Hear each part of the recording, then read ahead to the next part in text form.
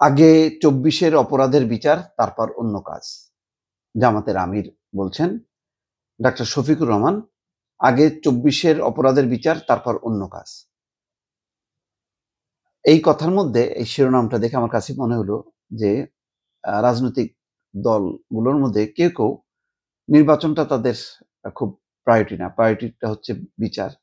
আবার কারোর কারোর প্রায়োরিটি হচ্ছে সংস্কার, সংস্কার বিচার। এই দুই চক্রে বা এই দুই বিষয়ের মধ্যে নির্বাচনটা গৌণ হয়ে যাচ্ছে বা নির্বাচনটা কি আটকে গেল কিনা, আমার কাছে সেটাই মনে হচ্ছে। এই কারণে বলছি। নতুবা কেন বলা হচ্ছে না যে বিচার, সংস্কার এবং নির্বাচন একই ভাবে চলবে? একটা শেষ হবে, আর একটা শুরু হবে, একটা শেষ হবে না তো। বিচার শেষ হবে কিভাবে? এত সোজা। কয়দিনে শেষ হবে? বিচারের যে প্রক্রিয়াগুলো যদি সবগুলো শেষ করতে হয়, এটা লম্বা সময়। তো কোনোদিনও এটা এটা তো তাহলে ওই হবে, ক্যাঙ্গারু কোর্ট বসাতে হবে। যে আমি মানে একদিনে করে রায় দিয়ে দিলাম, বাস শাস্তি হয়ে গেল। ক্যাঙ্গারু কোর্ট তো হবে না। এটা তো একটা নরমাল কোর্টের মধ্যে চলছে। এই ট্রাইব্যুনালের বিচার, তারপরে এটার জন্য অপরাধীরা যারা শাস্তি পাবে তারা হয়তো সুপ্রিম কোর্ট, হাইকোর্ট করবে। তারপরে এটা শেষ হবে। তো এখন পর্যন্ত বলা হচ্ছে যে কোনো মামলায় তার চূড়ান্ত অভিযোগপত্র হয়নি। মামলায় শত শত আসামি। কিভাবে এগুলি বাছাই করে ঠিক হবে কোনো দিক নির্দেশনা নেই। যদিও চিফ প্রসিকিউটর বলেছেন যে মোটামুটি তারা রেডি, এরপরে একের পর এক বিচার হবে। তো তারপরেও এটা হইতে হইতে লম্বা সময়। তো সুতরাং আগে ২৪-এর অপরাধের বিচার, তারপর অন্য কাজ। না, অন্য কাজ মানে এটা বোঝাই যাচ্ছে যে নির্বাচন পরে, আগে হলো বিচার। এই বিচার না হলে শহীদদের আত্মার সঙ্গে বেইমানি করা হবে, তাদের আত্মার কষ্ট হবে, যাদের রক্তের বিনিময়ে আমরা স্বাধীনভাবে কথা বলার, সম্মান এবং মর্যাদার সঙ্গে চলার সুযোগ পেয়েছি, তাদের সঙ্গে বেইমানি করতে পারবো না।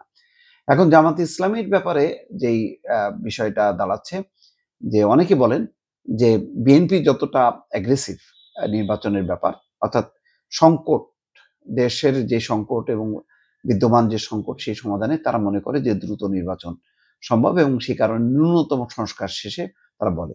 তারা বলেনি যে একদম বিচার শেষ করতে হবে তারপরে, বলেনি।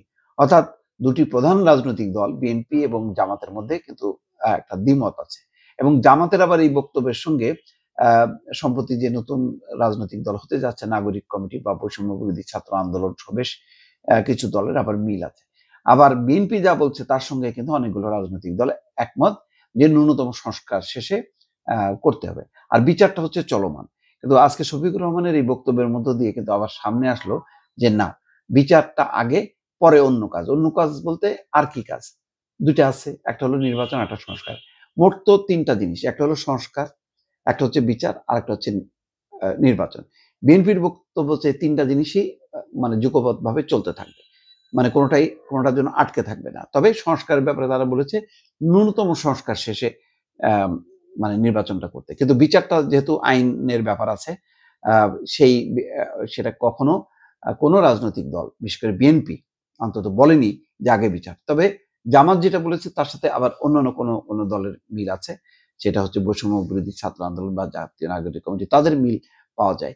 কিন্তু এই বিচারটা শেষ করে নির্বাচন হইতে হবে, এই কথা কিন্তু কেউ বলেনি। সুতরাং একটা বড় ধরনের মতভেদ আছে। ফলে সংস্কার নিয়ে যেই বলছে মধ্য ফেব্রুয়ারি আলোচনা শুরু হবে, সেই আলোচনার মধ্যেও দেখা যাবে যে এই রাজনৈতিক মতৈক্য যদি তৈরি না হয়, তাহলে দেখা যাবে যে নানা ইস্যুতে মানে দ্বিধা বিভক্তি, এবং এর ফলে কিন্তু শেষ পর্যন্ত নির্বাচন প্রলম্বিত হবে। আর নির্বাচন যদি প্রলম্বিত হয়, এই অন্তর্বর্তী সরকারের ভেতরে ইতিমধ্যে যে এই ধরনের দুর্বলতা দেখা গেছে, তার পুলিশ প্রশাসন নিয়ে দেশ শাসন করা আপাতত বেশ কঠিন বলেই সাম্প্রতিক ঘটনার প্রবাহে কিন্তু বারবার সেটি মনে করিয়ে দিচ্ছে। দর্শক ভালো থাকবেন। আল্লাহ হাফেজ।